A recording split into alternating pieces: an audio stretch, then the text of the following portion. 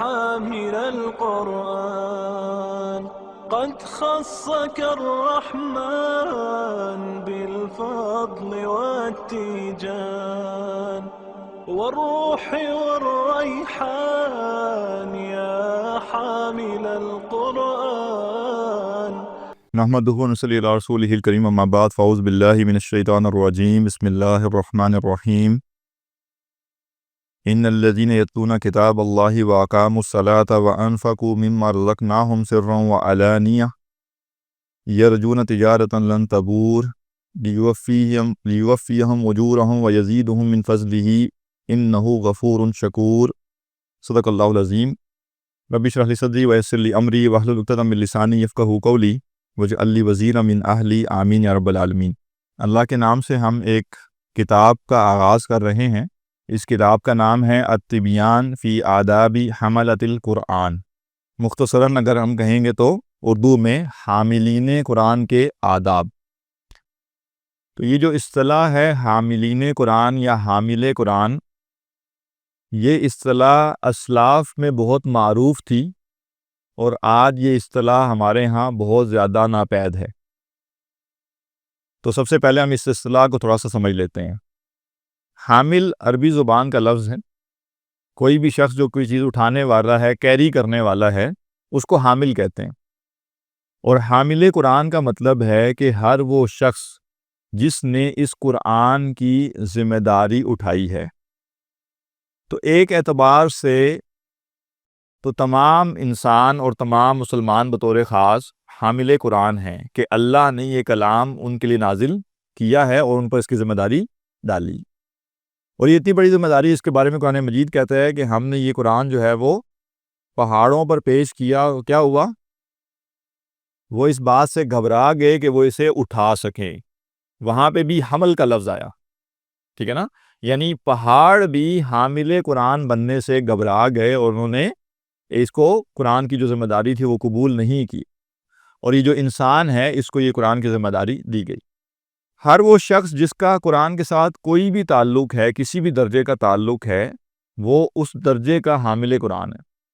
اس درجے ہی اس نے قرآن کو اٹھایا ہے، قرآن کی ذمہ داری قبول کی ہے۔ تو لہٰذا ایسا نہیں ہے کہ حامل قرآن سے مراد کوئی علماء ہے۔ علماء بھی حامل قرآن ہیں اور بڑے درجے پر حامل قرآن ہے، انہوں نے ذمہ داری زیادہ اٹھائی ہوئی ہے۔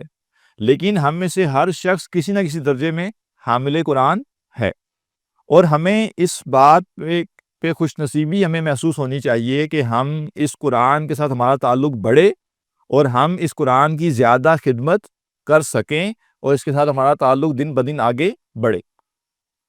تو اب ہر وہ شخص جس نے وہ حامل قرآن بنا اور اس نے قرآن کی کسی نہ کسی درجے کی ذمہ داری قبول کی ہوئی ہے، اس کے لیے یہ جاننا ضروری ہے کہ یہ اتنی بڑی ذمہ داری میں نے ادا کیسے کرنی ہے۔ یہ کلام جو میرے پاس اللہ کا کلام ہے، اس کے آداب کیا ہیں؟ اس اللہ کی کتاب کو میں نے اس ذمہ داری کو ادا کرنا ہے، کیسے کروں؟ کن چیزوں کا خیال رکھوں؟ کن پروٹوکولز کو میں فالو کروں؟ تو یہ کتاب بیسیکلی اس موضوع پر ہے۔ باقی وضاحت انشاءاللہ جب مقدمہ پڑھیں گے تو امام نووی خود بیان کر دیں گے کہ انہوں نے یہ کتاب کیوں مرتب کی ہے۔ تو پہلی چیز جو سمجھنے کی ہے، وہ چونکہ عربی اصطلاحات ہیں تو ہمیں لگتا ہے کہ اچھا یہ تو کوئی علماء کے پڑھنے کی چیز ہے یا پتہ نہیں حافظ قرآن کے پڑھنے کی چیز ہے، ہمیں کیا ضرورت ہے پڑھنے کی؟ نہیں، ایسا نہیں۔ اور انشاءاللہ جب آپ یہ کتاب مکمل کریں گے تو آپ اس چیز کو خود محسوس کریں گے کہ یہ کتاب میں جو کچھ بیان کیا ہے کہ ہمارے لیے جاننا کتنا ضروری تھا اور کتنا اہم تھا۔ میں تو یہ سمجھتا ہوں کہ ہر مسلمان کو چاہیے کہ وہ اس کتاب سے گزرے، کیونکہ ہر مسلمان نے قرآن پڑھنا ہے نا، ہر مسلمان کا قرآن کے ساتھ تعلق ہے، تو آداب قرآن جاننا بھی ہر شخص کا کام۔ لیکن افسوس کی بات ہے کہ ہمارے معاشرے میں ویسے ہی قرآن کے ساتھ تعلق اتنا زیادہ نہیں ہے، تو جب قرآن کے ساتھ ہی تعلق نہیں ہوگا تو وہ کتاب جو قرآن کے ساتھ تعلق کے آداب بیان کر رہی ہے اس کا کیسے لوگوں کو پتہ ہوگا؟ تو یہاں عام طور پہ یہ کتاب ملتی بھی نہیں ہے، اور پہلے کئی دفعہ الحمدللہ پڑھانے کا موقع ملا تو ہر دفعہ پھر ہم یہ عربی کتاب سعودیہ سے منگایا کرتے تھے۔ تو ابھی خیر اس دفعہ کچھ ترجمہ بھی شروع کر دیا ہے کرنا، تاکہ ذرا جن کو عربی نہیں آتی ان کے لیے سمجھنا آسان ہو جائے۔ تو یہ کتاب امام نووی رحمہ اللہ کی کتاب ہے، اور امام نووی رحمہ اللہ وہی ہیں جن کی کتاب اربعین نووی بھی ہے، جو مشہور کتاب ہے 40 احادیث کی، اور امام نووی رحمہ اللہ وہی امام ہیں جن کی کتاب ریاض الصالحین جو حدیث کی ایک بڑی کتاب ہے وہ بھی انہی کی ہے۔ تو امام نووی رحمہ اللہ امت کے ان چند بڑے معتبر علماء میں سے ایک ہیں جن کی رسپیکٹ، جن کے علمی مقام و مرتبے کو دنیا کے تمام علماء تسلیم کرتے ہیں، چاہے ان کا تعلق کسی بھی مکتبہ فکر سے ہو۔ واضح؟ چند علماء ایسے ہیں، آپ کہہ لیجئے بیسیوں یا چند سو علماء ایسے ہوں گے اس امت میں جن کی رسپیکٹ گلوبلی سب کے سب لوگ کرتے ہیں۔ کچھ جگہوں پہ تو نا اختلافات بھی ہوتے ہیں کہ کچھ لوگ ایک طبقے کی طرف ہیں، کچھ دوسرے طبقے کی طرف ہے، لیکن کچھ علماء کا قد اتنا بڑا ہو جاتا ہے کہ ان کی علم کی قدردانی ہر بندے کے ہاں پائی جاتی ہے، ہر عالم کے ہاں پائی جاتی ہے۔ تو امام نووی رحمہ اللہ بھی ان علماء میں سے ایک ہیں جن کے بارے میں جو عالم بھی کلام کرے گا وہ مثبت کلام ہی کرے گا اور وہ ان کی تعریف ہی کرے گا۔ اگرچہ امام نووی رحمہ اللہ کے بارے میں بہت تفصیل سے بات کی جا سکتی ہے، لیکن ہم کوشش کریں گے مختصراً چند باتیں کریں اور پھر ہم آگے مقدمہ جو اس کتاب کا وہ پڑھیں۔ امام نووی رحمہ اللہ 631 ہجری میں دمشق میں پیدا ہوئے۔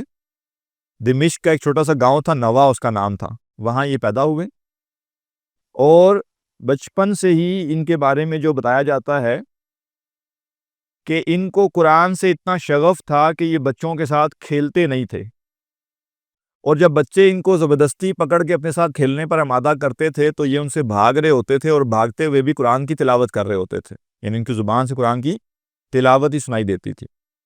تو جب ان کی عمر کوئی 12 سال کے قریب ہوئی تو ایک عالم جو اس علاقے کے تھے وہ چونکہ آبزرو کرتے تھے، تو انہوں نے ان کے والد کو کہا کہ مجھے لگتا ہے کہ یہ بچہ جو ہے اللہ تعالیٰ اس سے کوئی بڑا کام لے گا۔ تو انہوں نے کہا آپ نجومی ہیں کیا؟ تو انہوں نے کہا نہیں، میں نجومی نہیں ہوں، لیکن میں نے کچھ نشانیاں دیکھی ہیں اس بچے میں اور مجھے لگتا ہے کہ اللہ تعالیٰ اس سے کوئی بڑا کام لے گا، اور یعنی اس کے اندر بڑا پوٹینشل ہے۔ اچھا، آج کے دور میں اگر کسی کو کوئی بندہ بتائے نا کہ بھئی تمہارا جو بیٹا ہے نا، مجھے لگتا ہے کہ اس میں بڑا پوٹینشل ہے، تو وہ ساتھ ہی سوچے گا کہ اچھا پھر تو او لیولز اے لیولز کی طرف ڈالنا چاہیے اس کو۔ وہ ساتھ ہی وہ سوچنا شروع کر دے گا کہ اب دوسرے ملک اس کو پڑھانے کے لیے بھیج، اب تو ڈاکٹر ہی بنے گا، اب تو یہ اس کو میں نے ڈاکٹر ہی بنا کے چھوڑنا ہے، کیونکہ اس پہ پوٹینشل ہے نا۔ لیکن وہ زمانہ اسلام کی عزت کا زمانہ، اسلام کی سربلندی کا زمانہ تھا، لوگوں کے دلوں میں اسلام کی عظمت تھی۔ تو اس زمانے میں جب کسی کو پتہ چلتا تھا کہ اس کا بچہ جو ہے وہ برائٹ چائلڈ ہے، تو وہ چاہتے تھے کہ وہ اللہ کی راہ میں لگے اور وہ ان کی آخرت کے لیے کچھ کرے۔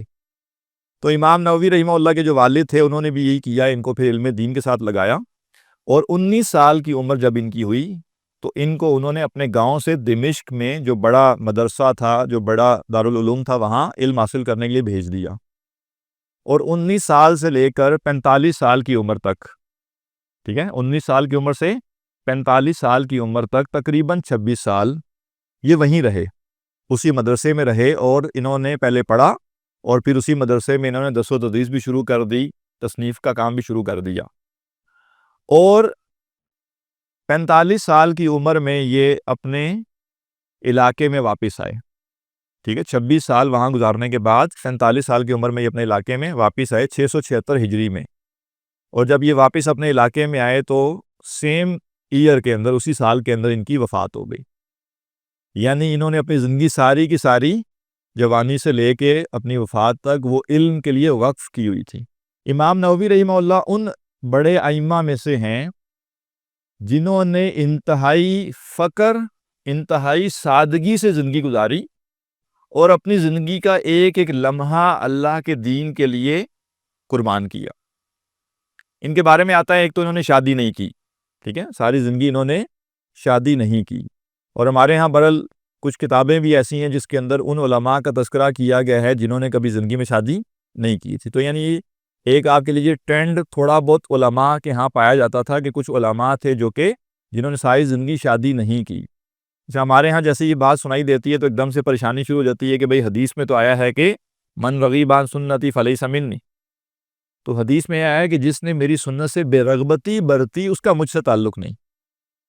تو یہ جو علماء تھے جنہوں نے شادی نہیں کی ساری زندگی، انہوں نے اس لیے شادی نہیں کی کہ شادی کرنا برا ہے یا شادی کریں گے تو نیک نہیں ہو پائیں گے، بلکہ یہ علم کے معاملے میں اتنے مصروف رہے، جیسے ہمارے یہاں نہیں لوگ ہوتے لیٹ 30s میں جا کے وہ کہتے ہیں کہ جی اب میں شاید شادی کروں، اب میں اب میں نے کچھ اپنے گولز اچیو کر لی، ٹھیک ہے نا، یعنی وہ اتنے مگن ہوتے ہیں کیریئر میں اس میں. تو یہ لوگ اصل میں علم کے راستے میں ایسے مگن تھے کہ ان کو کبھی اس چیز کی ضرورت محسوس نہیں ہوئی کہ ہم اب شادی کریں اور جو ہے ہم ایک جو ہے وہ گھر آباد کریں.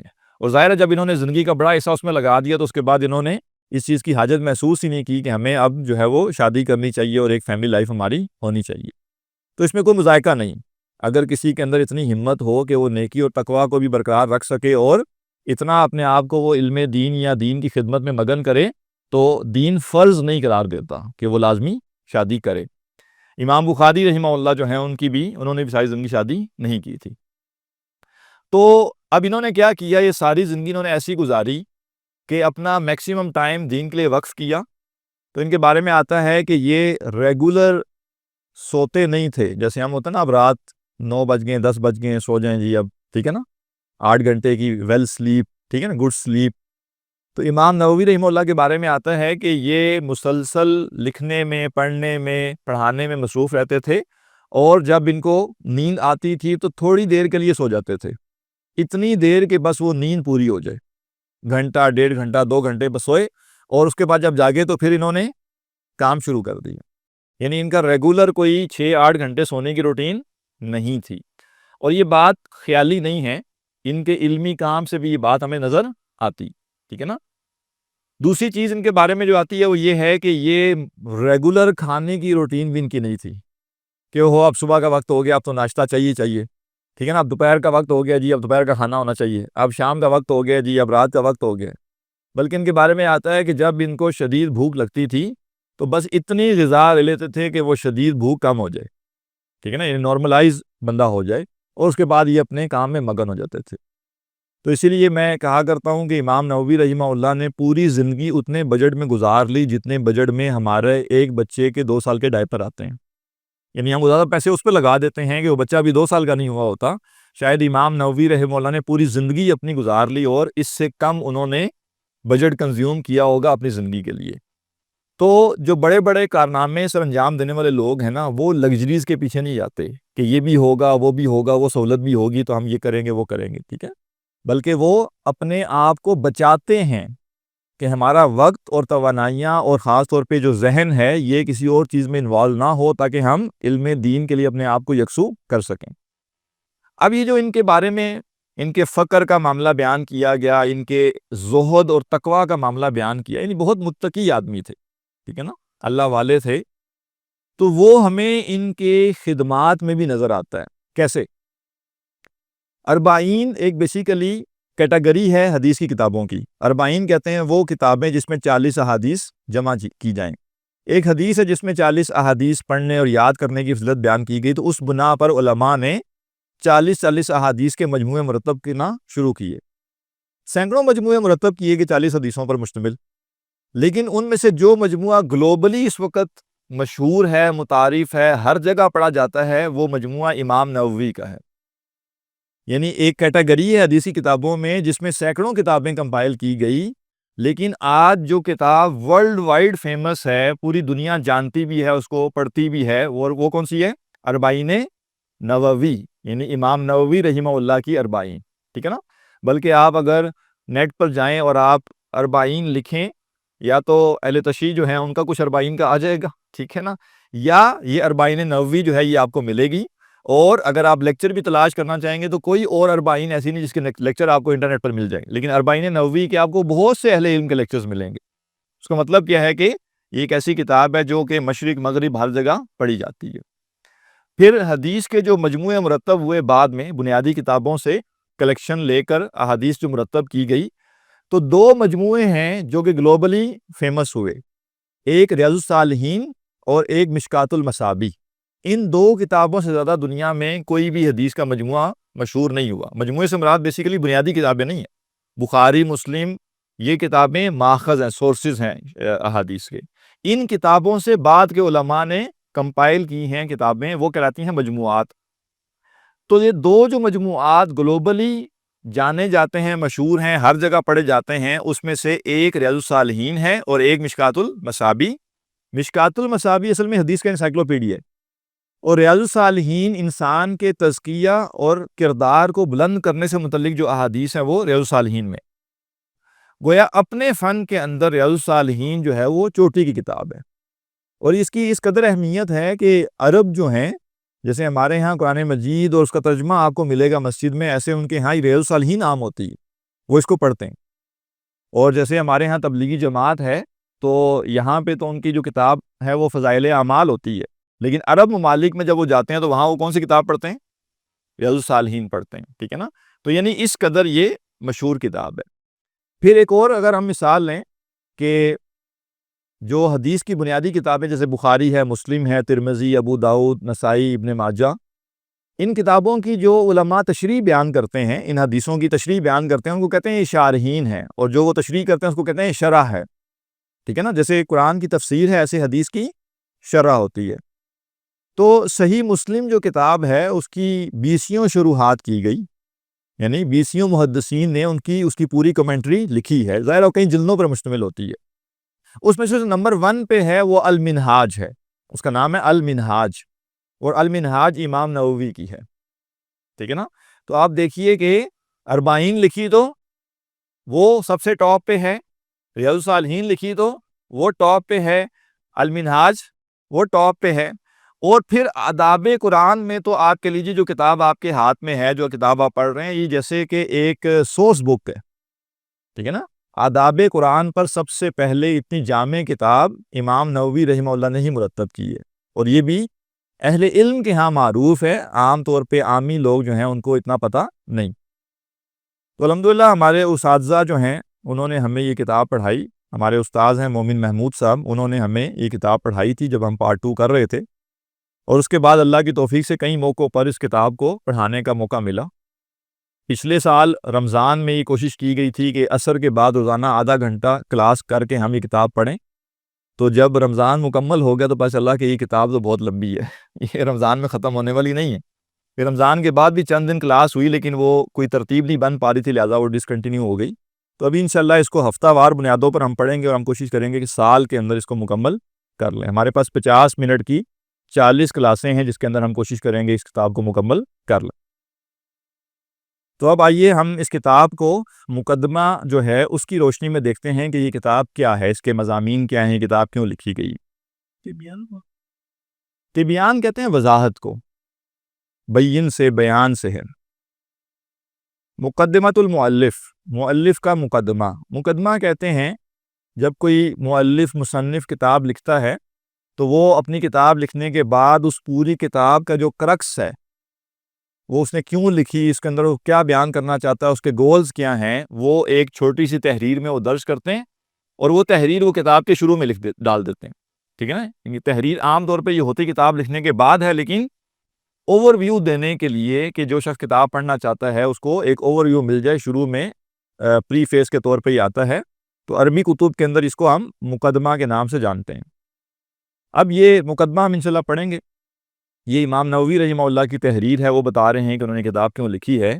الحمدللہ الکریم، کل حمد اللہ کے لیے جو کہ نہایت عزت والا ہے، المنان، بہت احسان کرنے والا ہے، ذی الطول، بہت وسعت والا ہے، بہت فراخی والا ہے، والفضل، اور بہت فضل والا ہے، والاحسان، اور بہت ہی احسان کرنے والا ہے، الذی ہدانا للایمان، جس نے ہمیں ایمان کی ہدایت دی، وفضل دیننا علی سائر الادیان، اور اس نے ہمارے دین کو تمام ادیان پر فضیلت دی،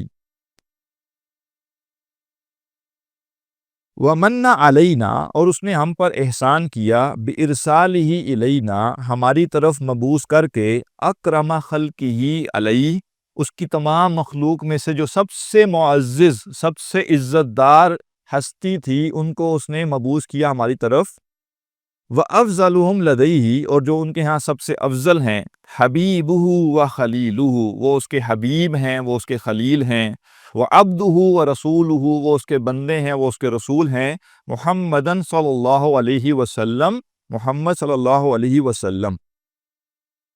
عربی کتابوں کا بھی اور اہل عرب کا ویسے بھی یہ بڑا ایک خوبصورت اسلوب ہے کہ وہ جب بھی کوئی گفتگو کرتے ہیں تو اس گفتگو سے پہلے وہ خطبہ پڑھتے ہیں۔ کیا پڑھتے ہیں؟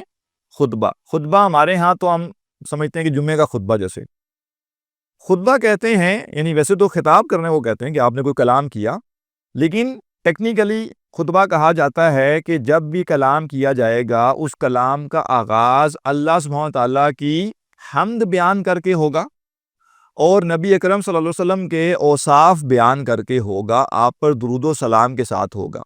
تو یہ بہت ایک خوبصورت اسلوب ہے، ٹھیک ہے نا۔ مختصر خطبات بھی ہیں، ایک لائن کے اندر بھی آپ یہ دونوں چیزیں جمع کر سکتے ہیں، ٹھیک ہے نا۔ اور اس کو زیادہ تفصیل سے لانا چاہیں تو وہ بھی کر سکتے ہیں۔ تو بعض علماء پورا ایک پیج جو لکھتے ہیں، پہلا وہ کیا ہوتا ہے؟ اللہ کی حمد اور اس کے رسول کے اوپر درود و سلام۔ یہ ادب ہے، اور ہمیں دعا کا ادب بھی یہی بتایا گیا کہ جو شخص دعا کرنا چاہے وہ دعا کیسے کرے؟ پہلے وہ اللہ کی حمد و ثنا کرے، پھر نبی اکرم صلی اللہ علیہ وسلم پر درود و سلام بھیجے، اور پھر جو اس نے مانگنا ہے وہ مانگے، ٹھیک ہے۔ تو لہٰذا جب آپ بھی کوئی بھی عربی کتاب پڑھیں گے اور اللہ سے دعا کرنی چاہیے کہ ہم پڑھتے رہیں انشاءاللہ، ٹھیک ہے نا۔ یہ بہت قیمتی خزانہ ہے ہمارے پاس جو موجود ہے۔ تو آپ دیکھیں گے ہر کتاب کے شروع میں آپ کو ایسے ہی ملے گا، فَمَحَا بِهِ عِبَادَةَ الْأَوْثَانِ، پھر اللہ نے آپ صلی اللہ علیہ وسلم کے ذریعے بت پرستی کو ختم کیا، وَأَكْرَمَهُ صلی اللہ علیہ وسلم بالقرآن، اور اللہ تعالیٰ نے آپ کو شرف بخشا قرآن کے ذریعے، المعجزہ، قرآن کیا ہے؟ معجزہ ہے، المستمرہ، جاری ہے، ایک زمانے تک نہیں ہے، المستمرہ علی تعاقب الازمان، زمانوں کے گزرنے کے ساتھ ساتھ یہ معجزہ اپنی جگہ برقرار ہے۔ موسیٰ علیہ السلام کا معجزہ ان کے زمانے میں معجزہ تھا، وہ لاٹھی آج کسی کو مل بھی جائے تو وہ معجزہ اب نہیں ہوگی، ٹھیک ہے نا، یعنی اب وہ اژدہا نہیں بنے گی۔ لیکن قرآن مجید جو معجزہ ہے یہ قیامت تک کے لیے کیا ہے؟ معجزہ ہے، اور قیامت تک آنے والے لوگ اس کے معجزہ ہونے کو دیکھ سکتے ہیں، محسوس کر سکتے ہیں، ایکسپیرینس کر سکتے ہیں۔ التی یتحدی بها الانس والجان باجمعہم، اور یہ وہ معجزہ ہے جس کے ذریعے چیلنج کیا گیا تمام انسانوں کو اور تمام جنوں کو، وَأَفْحَمَ بِهَا جَمِيعَ أَهْلِ الزَّيْغِ وَالطُّغْيَانِ، اور جو گمراہ لوگ ہیں، سرکش لوگ ہیں، ان کو اس قرآن نے لاجواب کر دیا۔ وہ اس کے مخالفت میں یا اس کے رد میں کچھ لا نہیں سکے، انکار ہی کر سکے نا۔ یعنی مشرکین مکہ بھی کیا کرتے تھے؟ انکار ہی کر سکتے تھے۔ یہ تو نہیں کیا انہوں نے کہ انہوں نے کہا کہ ہم اس سے بہتر کلام لے آتے ہیں، ٹھیک ہے نا۔ تو یہ وہ کلام ہے جس نے گمراہ اور سرکش لوگوں کو لاجواب کر دیا۔ وَجَعَلَهُ رَبِيعًا لِقُلُوبِ أَهْلِ الْبَصَائِرِ وَالْعِرْفَانِ، اور اسے اہل بصیرت اور اہل معرفت کے لیے دلوں کی بہار بنا دیا۔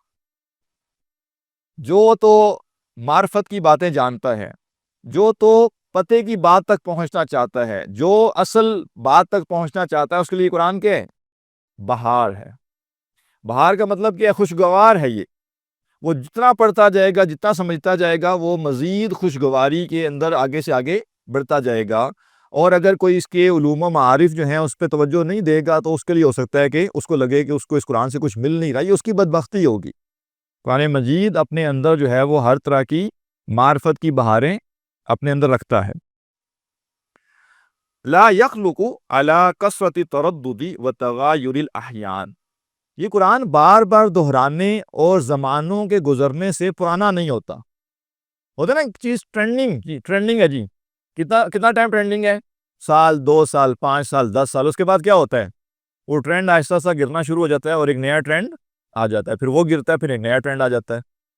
یہ قرآن ایک ایسی کتاب ہے کہ ہم آج کوئی 1450 سال بعد بیٹھے ہوئے ہیں، 1450 سال بعد، اور آپ اس قرآن کی عظمت کا اندازہ کیجئے کہ قرآن کی عظمت کے تو کیا ہی ہم بات کریں گے۔ اس قرآن کے متعلق کسی نے کتاب لکھی 7ویں صدی ہجری میں، اور ہم 15ویں صدی ہجری میں بیٹھ کے اس کی کتاب پڑھ رہے ہیں، ٹھیک ہے نا۔ اور کتاب لکھنے والا دمشق میں اور پڑھنے والے پنڈی میں بیٹھے ہوئے ہیں، ٹھیک ہے نا۔ اور کیوں پڑھ رہے ہیں؟ کیونکہ انہوں نے قرآن کے حاملین کے آداب بیان کیے، ٹھیک ہے نا۔ تو قرآن کی کیا عظمت ہوگی؟ تو یہ وہ کتاب ہے جو کہ پرانی نہیں ہو رہی، اس کی کوئی اہمیت کم نہیں ہو رہی، ٹھیک ہے نا۔ وَيَسَّرَهُ لِلذِّكْرِ، اور اس نے اس کو آسان کر دیا نصیحت کے لیے، نصیحت حاصل کرنے کے لیے۔ حَتَّى اسْتَظْهَرَهُ صِغَارُ الْوِلْدَانِ، یہاں تک کہ چھوٹے بچے بھی اس کو حفظ کر لیتے ہیں. یعنی اتنی عظیم کتاب ہے، لیکن اللہ کی رحمت کیا ہے کہ چھوٹے سے چھوٹا بچہ بھی اس قرآن کو حفظ کر لیتا ہے. یہ اللہ کی رحمت سے، ٹھیک ہے نا، یہ اس کا فضل، اس کی توفیق ہے. وَزَمِنَ حِفْظَهُ من تطرق التغییر الى والحدثان، اور اس نے ضمانت لی، وَزَمِنَ حِفْظَهُ، اس نے اس کی حفاظت کی، ضمانت لی، من تطرق تغیر، جو مختلف زمانے، مختلف جو تغیر آتے رہیں گے، مختلف تبدیلیاں آتی رہیں گی، والحدثان، اور مختلف جو نئے نئے ایونٹس ہوتے رہیں گے، اس کے باوجود کیا ہوگا یہ قرآن محفوظ. نئے فتنے آئیں گے، نئے نظریات آئیں گے، کبھی ارسطو جو ہے اس کی منطق جو ہے اس کا غلغلہ ہوگا، کبھی سائنس کا غلغلہ ہوگا، لیکن کیا ہوگا؟ قرآن محفوظ رہے گا. ایک زمانہ آیا جھوٹی نبوت کے دعوے دار سامنے آنا شروع ہو گئے، وہ آ کر چلے گئے. پھر ایک زمانہ آیا، آپ کہہ لیجئے جو منطقیین ہیں، لاجک کے اوپر چلنے والے ہیں، انہوں نے آ کر قرآن مجید کے بارے میں اپنے نظریات قائم کرنے کی کوشش کی، وہ آئے اور چلے گئے. اب سائنس آئی ہے، اس نے شروع میں بڑا زور لگایا، ٹھیک ہے نا، لیکن یہ قرآن ہے، اس کی حفاظت اللہ تعالیٰ نے لی ہے. چاہے جتنا مرضی زمانہ بدلتا رہے، چاہے جتنے مرضی حالات و واقعات تبدیل ہوتے رہیں، نئے نئے ایونٹس آتے رہیں، یہ قرآن کیا ہوگا؟ محفوظ رہے گا. اور الحمدللہ ہم آج 15ویں صدی میں بیٹھ کر دیکھ رہے ہیں کہ قرآن کیا ہے؟ محفوظ ہے، اور اس کے محفوظ ہونے کا انکار کافر بھی نہیں کر سکتا. کافر انکار اس بات کا کرتا ہے یہ اللہ کا کلام ہے یا نہیں. اس کا انکار وہی نہیں کرتا کہ یہ وہی قرآن ہے جو کہ نبی اکرم صلی اللہ علیہ وسلم نے صحابہ کو دیا تھا. وَهُوَ مَحْفُوظٌ بِحَمْدِ اللَّهِ وَفَضْلِهِ، اور یہ قرآن مجید محفوظ ہے اللہ کے شکر سے اور اس کے فضل سے. مختلف الملوان، جب تک دن اور رات کا نظام قائم ہے تب تک یہ قرآن محفوظ ہے. وَوَفَّقَ لِلْإِعْتِنَاءِ بِعُلُومِهِ، اب بڑی اہم بات آ رہی ہے کہ اس نے توفیق دی، وَوَفَّقَ، اس نے توفیق دی، لِلْإِعْتِنَاءِ بِعُلُومِهِ، اعتنا کہتے ہیں کنسرنڈ ہونے کو، اس قرآن کے علوم کے لیے کنسرنڈ ہونا، فکر مند ہونا، اس کی توفیق اس نے دی کس کو؟ من اصطفاہ من اہل الحذق والاتقان، ان لوگوں کو جن کو اس نے چن لیا جو ماہر ہیں اور بڑے پختہ لوگ ہیں. ٹھیک ہے جی. تو اس قرآن کے علوم کے لیے اللہ تعالیٰ کن لوگوں کو متوجہ کرتا ہے، کن لوگوں کو یہ توفیق دیتا ہے کہ وہ اس قرآن کے علوم حاصل کریں؟ جن کو اللہ چن لیتا ہے، وہ چوزن پیپل ہوتے ہیں، اور ساتھ میں وہ عام، اب جن کو اللہ چوز کرے گا وہ عام لوگ نہیں ہوں گے، وہ اہل حذق ہوں گے، وہ اہل اتقان ہوں گے، وہ پختہ لوگ ہوں گے، وہ ماہر لوگ ہوں گے. فَجَمَعُوا فِيهَا مِن كُلِّ فَنٍ، تو انہوں نے اس میں جمع کر دیا ہر قسم کا فن، یعنی اس کے علوم کی جتنی اقسام تھی، جتنے پہلو تھے، ان سب پہ انہوں نے کام کیا. ما ينشرح له صدر اہل الایقان، وہ تمام باتیں جس سے یقین رکھنے والے جو لوگ ہیں، اصحاب یقین ہیں، ان کے سینے کھلے ہوتے ہیں، ان کے سینوں میں شرح پیدا ہوتی ہے. احمدہ علی ذالک وغیرہ من نعمہ التی لا تحصی، میں اس اللہ کا شکر ادا کرتا ہوں اس پر اور ان تمام نعمتوں پر جن کا کوئی شمار نہیں ہے. خصوصاً علی نعمت الایمان، خاص طور پہ ایمان کی نعمت. وَأَسْأَلُهُ، اور میں اس سے درخواست کرتا ہوں، میں اس سے سوال کرتا ہوں، المنۃ علی وعلی سائر احبابی، اپنے اوپر بھی احسان کی، کہ اللہ سبحانہ تعالیٰ مجھ پر بھی احسان کرے اور میرے سارے جو ساتھی ہیں ان پر بھی. وسائر المسلمین، اور تمام مسلمانوں پر، بالرضوان، رضامندی کے ذریعے، یعنی اللہ ہم سب سے کیا ہو جائے؟ راضی ہو جائے. وَأَشْهَدُ أَن لَّا إِلَٰهَ إِلَّا اللَّهُ، اور میں گواہی دیتا ہوں کہ اللہ کے سوا کوئی معبود برحق نہیں ہے. وحدہ، وہ اکیلا ہے، لا شریک لہ، اس کا کوئی شریک نہیں. شہادتاً، وہ گواہی، محصلتاً للغفران، جو بخشش کا ذریعہ بن جائے. یعنی یہ جو میں شہادت دے رہا ہوں، یہ شہادت کیسی شہادت ہے؟ یہ وہ شہادت ہے جو بخشش کا ذریعہ بنے گی. ٹھیک ہے نا. ہم میں سے ہر شخص کی کیا خواہش ہے کہ جب موت آئے تو ہماری زبان پر کیا ہو؟ یہی کلمہ، یہی شہادت گواہی۔ اور قیامت کے دن کے بارے میں کیا کہا گیا؟ جس نے صدق دل سے کلمہ پڑھا وہ لازماً جنت میں داخل ہو کر رہے گا۔ یہ جنت کی گارنٹی ہے یہ کلمہ جو ہے، اس لیے وہ کہہ رہے ہیں کہ میں وہ گواہی دے رہا ہوں جو بخشش کو جو ہے وہ انشور کرنے والی ہے۔ منقذۃ صاحبہا من النیران، اور اپنے ساتھی کو یعنی جو یہ گواہی دے گا اس کو جہنم سے نجات کا ذریعہ یہ بنتی ہے۔ موصلۃ لہ الی سکن الجنان، اور یہ اس کو جنت کے محلات تک پہنچانے والی ہے۔ یہ وہ گواہی ہے جو کہ اس کو جنت کے محل جو ہے وہاں تک پہنچائے گی۔ اما بعد، اس کے بعد یہ ابھی تک انہوں نے اللہ سبحانہ وتعالیٰ کی حمد اور اس کے نبی صلی اللہ علیہ وسلم پر درود و سلام جو ہے وہ بھیجا، اور اب آ رہے ہیں وہ کہہ رہے ہیں کہ اب جو ان کا مدعا ہے، جو بات ہے، وہ اب شروع کر رہے ہیں۔ تو اما بعد کے بعد وہ مین جو بات ہوتی ہے وہ شروع ہوتی ہے۔ فَإِنَّ اللَّهَ سُبْحَانَهُ وَتَعَالَى مَنَّ عَلَى هَذِهِ الْأُمَّةِ، پس اللہ سبحانہ وتعالیٰ نے اس امت پر احسان کیا۔ زادہ اللہ تعالی شرفاً بالدین، اللہ اس کی عظمت میں اضافہ فرمائے دین کے ذریعے۔ الذی ارتضاہ، وہ دین جس کو اس نے پسند کر لیا، دین الاسلام، یعنی کہ اسلام جو دین اسلام ہے۔ وَأَرْسَلَ إِلَيْهَا، اور اللہ نے اس امت کی طرف مبعوث کیا محمد صلی اللہ علیہ وسلم کو، خیر الانام، جو کہ تمام مخلوقات میں سب سے افضل ہیں۔ علیہ منہ افضل الصلاۃ والبرکات والسلام، اور آپ پر اللہ کی رحمتیں، برکتیں اور سلامتی ہو۔ وَأَكْرَمَهَا بِكِتَابِهِ افضل الکلام، پہلا اللہ نے احسان اس امت پر کیا کیا کہ جو انسانیت میں سب سے افضل تھے ان کو اس امت کی طرف رسول بنا کر بھیجا گیا۔ دوسرا احسان کیا کیا؟ اس امت کو اکرام اس کا کیا سب سے افضل کلام کو اپنی کتاب کے ذریعے ان کو دے کر۔ تو قرآن مجید اللہ کا کلام ہے اور یہ سب سے افضل کلام ہے اور یہ ہمارے پاس بھیجا گیا۔ وَجَمَعَ فِيهِ سُبْحَانَهُ وَتَعَالَى، اور اللہ تعالیٰ نے اس قرآن میں جمع کر دی جمیع ما یحتاج الیہ من اخبار الاولین والآخرین، پہلوں اور بعد والوں کی وہ تمام خبریں جن کی ضرورت ہو سکتی تھی، جن کی احتیاج ہو سکتی تھی۔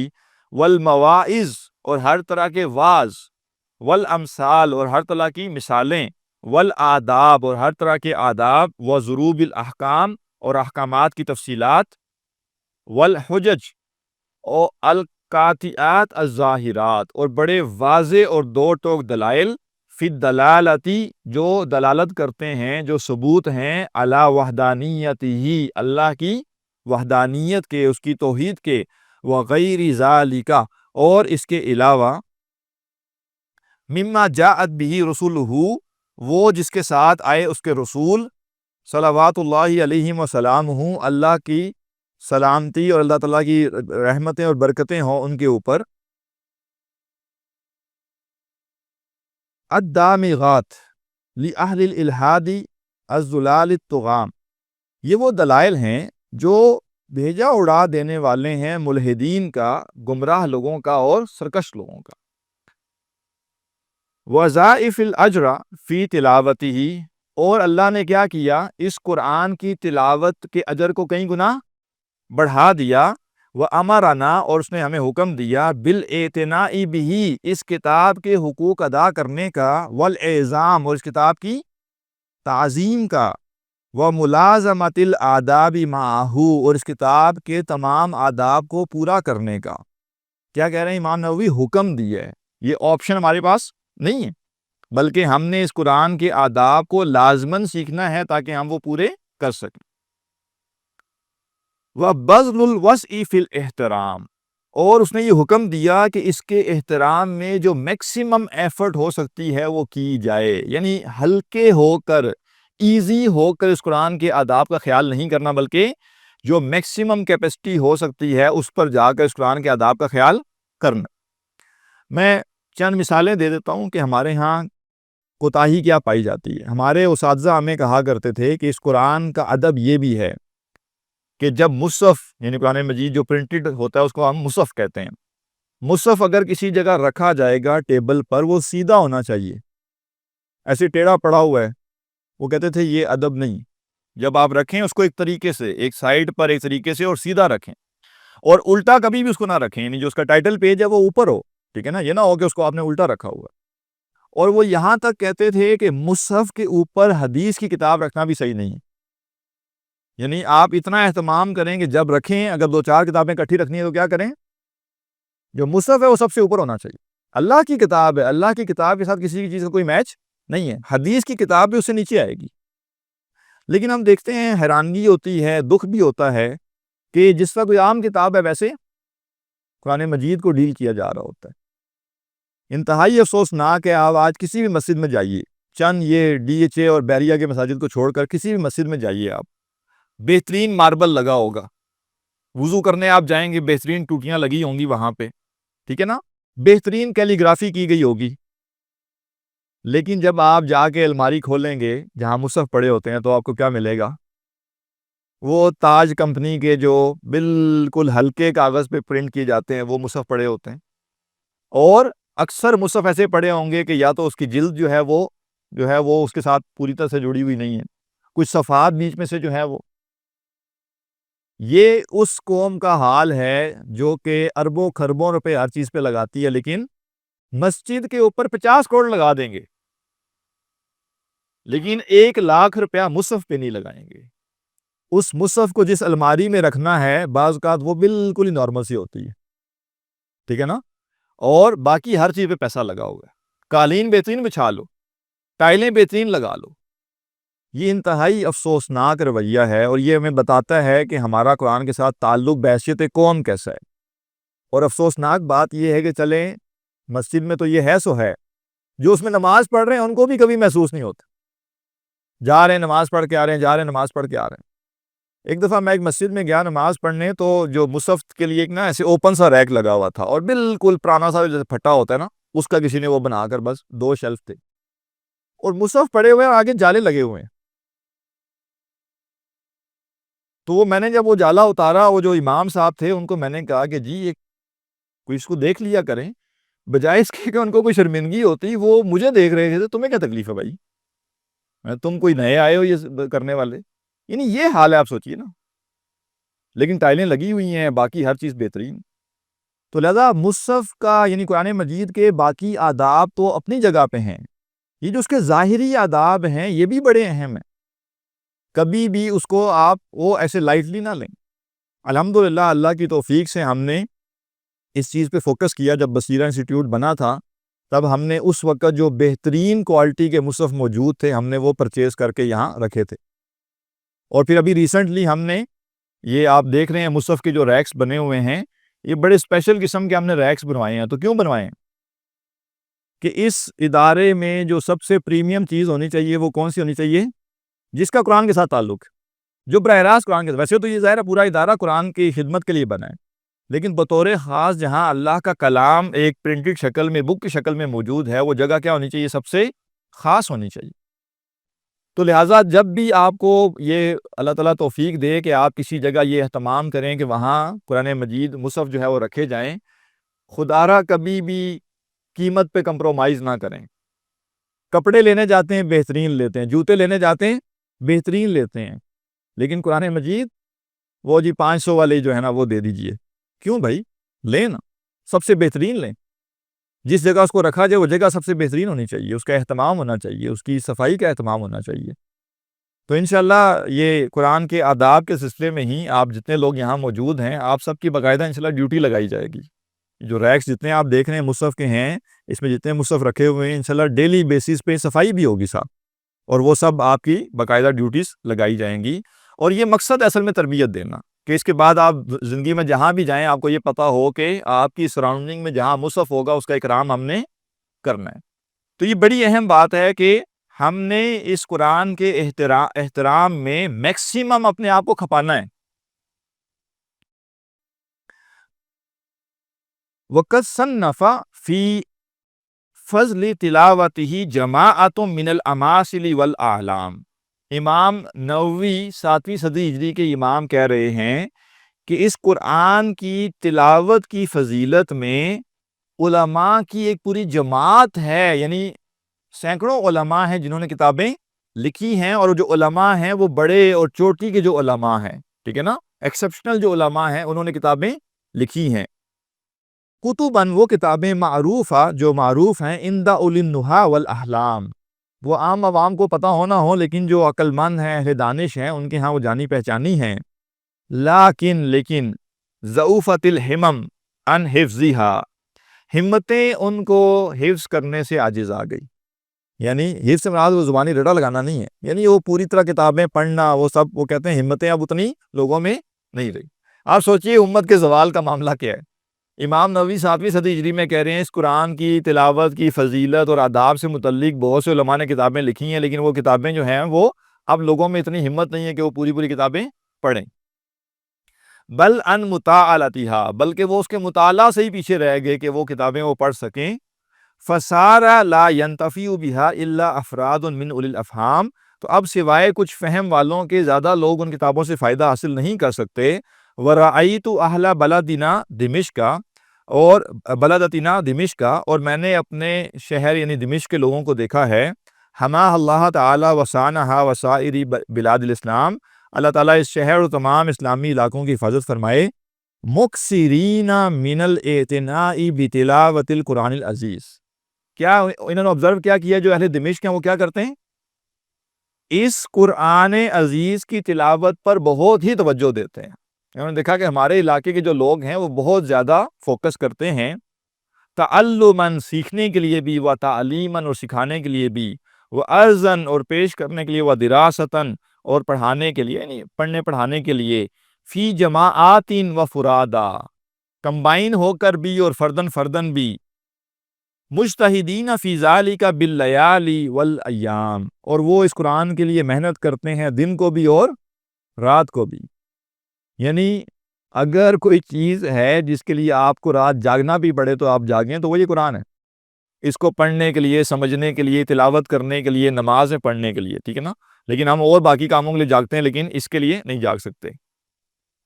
زادہم اللہ حرصا علیہ، اللہ سبحانہ تعالیٰ نے ان کو اس قرآن کے ساتھ زیادہ حرص عطا کی ہے. وعلی جمیع انواع طاعات، اور نیکی کے ہر طرح کے کاموں پر.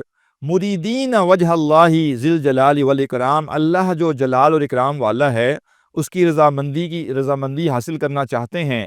فدعانی ذالک، بس اس بات نے مجھے آمادہ کیا، الی جمع مختصر فی آداب حملتہ، کہ میں کیا کروں کہ قرآن کے جو حاملین ہیں ان کے مختصراً آداب بیان کر دوں.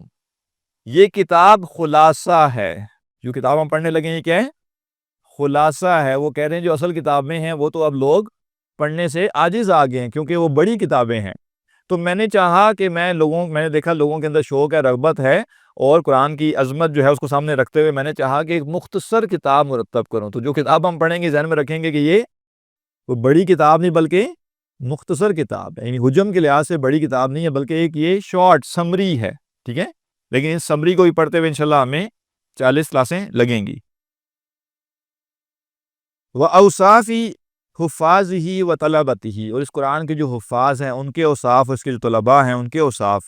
فقد اوجب اللہ سبحانہ وتعالی، پس اللہ تعالیٰ نے جب واجب کر دیا، النصح لکتابہ، اپنی کتاب کے لیے خیرخواہی کرنا. حدیث میں آتا نا الدین النصیحہ، دین کیا ہے؟ خیرخواہی کرنے کا نام ہے. صحابہ نے پوچھا اسے کیا مراد ہے؟ فرمایا کہ اس سے مراد کیا ہے کہ خیرخواہی کرنی ہے للہ ولرسولہ ولکتابہ، ٹھیک ہے نا. تو پہلی 3 چیزوں میں کیا آیا؟ اللہ، اس کے رسول اور اس کی کتاب کے ساتھ. تو وہ کہہ رہے ہیں کہ اللہ سبحانہ تعالیٰ نے اپنی کتاب کے ساتھ خیرخواہی کرنے کو کیا ہے؟ واجب کیا ہے. وَمِنَ النَّصِیحَةِ لَهُ، اور اس قرآن کے ساتھ خیرخواہی کرنے میں یہ شامل ہے بیان آداب حملتہ و طلابہ، کہ اس کے حاملین اور اس کے جو طلاب ہیں، طالب علم ہیں، ان کے آداب بیان کرنا. یعنی جو شخص چاہتا ہے کہ وہ اس قرآن کے ساتھ خیرخواہی کرے، وہ اس کو ظاہر قرآن پڑھنا بھی ہے، پڑھانا بھی ہے، سب کچھ کرنا ہے، لوگوں کو بھی اس کی طرف دعوت دینی ہے، اور ایک اور کام کیا کرنا ہے کہ اس کے حفاظ اور اس کے جو طلباء ہیں ان کے لیے ان کے آداب بیان کرنے ہیں، ٹھیک ہے نا. یہ بیان کرنا بھی اس قرآن کے ساتھ کیا ہے؟ خیرخواہی. وَإِرْشَادُهُمْ إِلَيْهَا، اور ان کی اس جانب رہنمائی کرنا. وَتَنْبِيهُهُمْ عَلَيْهَا، اور ان کو جو کمی کوتاہی ہے اس پر تنبیہ کرنا. وَأُوسِرُ فِيهِ الْإِخْتِصَارَ، اور وہ کہہ رہے ہیں کہ میں فوکس کروں گا کہ میں اس کتاب کو مختصر رکھوں. میں جو بات بھی بیان کروں گا وہ کیا ہوگی؟ شارٹ ہوگی، مختصر۔ وَأُحَاذِرُ التَّطْوِيلَ وَالْإِقْصَارَ، اور میں طوالت سے، لینتھی ہونے سے اور لمبی بات ہونے سے، کثیر ہونے سے، کثرت سے میں گریز کروں گا۔ وَأَقْتَصِرُ فِي كُلِّ بَابٍ عَلَى طَرَفٍ مِّنْ أَطْرَافِهِ، اور میں ہر باب میں بس ایک حصہ بیان کرنے پر اکتفا کروں گا، یعنی اس باب کی پوری تفصیلات بیان نہیں کروں گا بلکہ بنیادی کچھ باتیں میں بیان کر دوں گا۔ وَأَرْمُزُ مِنْ كُلِّ ضَرْبٍ مِّنْ آدَابِهِ إِلَى بَعْضِ أَصْنَافِهِ، اور آداب قرآن کی جو اقسام ہے اس میں ہر قسم جو ہے اس کی طرف میں صرف اشارہ کر دوں گا۔ بتانا کیا چاہ رہے ہیں؟ یہ کتاب یہ کیا ہے؟ بالکل شارٹ، مختصر۔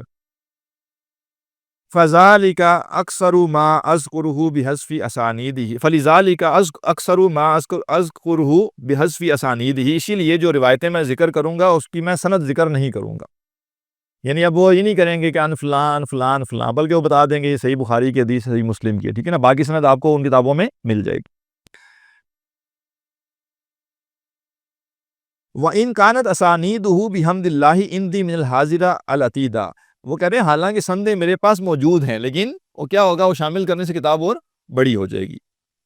فَإِنَّ مقصودی، کیونکہ میرا جو گول ہے وہ کیا ہے، التنبیہ علی اصل ذالک، کہ جو اصلی مدعا ہے اس پر میں لوگوں کو تنبیہ کر سکوں، یعنی میرا مقصود ریسرچ ورک کرنا نہیں ہے کہ میں اس کی تفصیلات میں جاؤں کہ یہ حدیث اس کے اتنے طرق ہیں، اس کے اتنے راوی ہیں، بلکہ میں یہ چاہتا ہوں کہ جو لب لباب ہے، جو اینڈ گول ہے آداب قرآن، وہ میں لوگوں کے سامنے رکھ دوں۔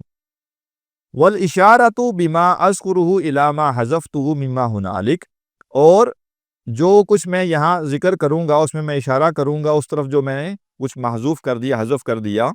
وَالسَّبَبُ فِي إِيثَارِ اخْتِصَارِهِ، اور میرا یہ جو مختصر کرنا ہے اس کتاب کو، اس کی وجہ کیا ہے، ایثاری حفظہ، میں چاہتا ہوں کہ اس کتاب کو یاد کیا جائے، یعنی وہ کہہ رہے ہیں میں نے اس کو شارٹ اس لیے کیا ہے کہ یہ کتاب ازبر ہونی چاہیے، اس کتاب میں جو کچھ بیان کیا گیا وہ ازبر ہونا چاہیے۔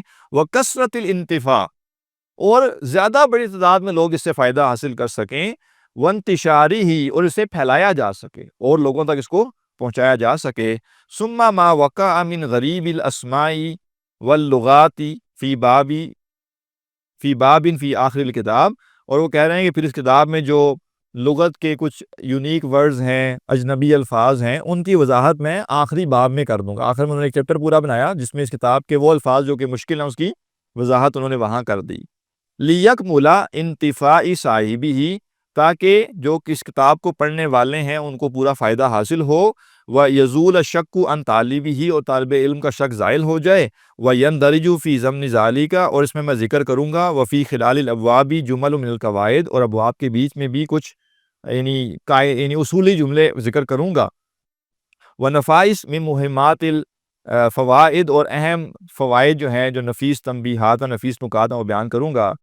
وَأُبَيِّنُ الْأَحَادِيثَ الصَّحِيحَةَ وَالضَّعِيفَةَ، اور میں صحیح اور ضعیف احادیث جو ہیں ان کی وضاحت کروں گا کہ کون سی حدیث صحیح ہے اور کون سی ضعیف ہے۔ مضافات الی من رواہا من الائمۃ الاسبات، اور یہ حدیثیں ان بڑے معتبر محدثین کی طرف سے میں روایت کروں گا جو کہ جنہوں نے یہ حدیثیں بیان کی ہیں۔ وقد ذہلوا عن نادر من ذلك فی بعض الحالات، جبکہ وہ بعض صورتوں میں نادر چیزوں سے غافل رہ جاتے ہیں۔ وَأَعْلَمُ أَنَّ الْعُلَمَاءَ مِنَ الْحَدِيثِ وَغَيْرُهُمْ، اور یہ بات جان لو کہ اہل حدیث علماء اور دوسرے علماء، یہ اہل حدیث علماء سے کیا مراد ہے؟ وہ جو ہم پیچھے پڑھ کے آئے ہیں، اس سے مراد یہ جو ہمارے ہاں ہیں وہ نہیں، ٹھیک ہے نا؟ تو یہ دیکھیں نا، یہ 7ویں صدی جی کی کتاب ہے، اس میں یہ اصطلاح موجود۔ جوزوا العمل بالضعیف، تو وہ کہہ رہے ہیں کہ جو اہل الحدیث علماء ہیں اور ان کے علاوہ اور جو علماء ہیں، انہوں نے کیا کیا ہے، ضعیف حدیث پر عمل کو جائز قرار دیا ہے، فی فضائل الاعمال، جب وہ ضعیف حدیث کس معاملے میں ہو، اعمال کی فضیلت کے حوالے سے ہو۔ ومع ھذا، اور کہہ رہے ہیں اس کے باوجود، فإنی اقتصر علی الصحیح، میں صحیح پر ہی اکتفا کروں گا، میں صحیح احادیث ذکر کروں گا۔ فلا اذکر الضعیف الا فی بعض الاحوال، اور میں چند صورتوں کے علاوہ ضعیف حدیث ذکر نہیں کروں گا، یعنی چند احادیث ہوں گی اس کتاب میں جو ضعیف ہو سکتے ہیں، باقی کیا ہیں، سب صحیح ہیں، اتھینٹک ہیں۔ تو وقت ہمارا تھوڑا سا اوپر ہو گیا کلاس کا، تو انشاءاللہ یہ ابھی مقدمہ تھوڑا سا اس کا باقی ہے، انشاءاللہ یہ ہم اس کو اگلی کلاس میں پڑھیں گے۔ اور اس کے بعد انشاءاللہ جو کتاب ہے اس کا ہم مطالعہ شروع کر دیں گے۔ سبحانک اللہم وبحمدک نشہد ان لا الہ الا انت نستغفرک ونتوب الیک۔ سنته انجلى نوري لهدي الحق أرشدنا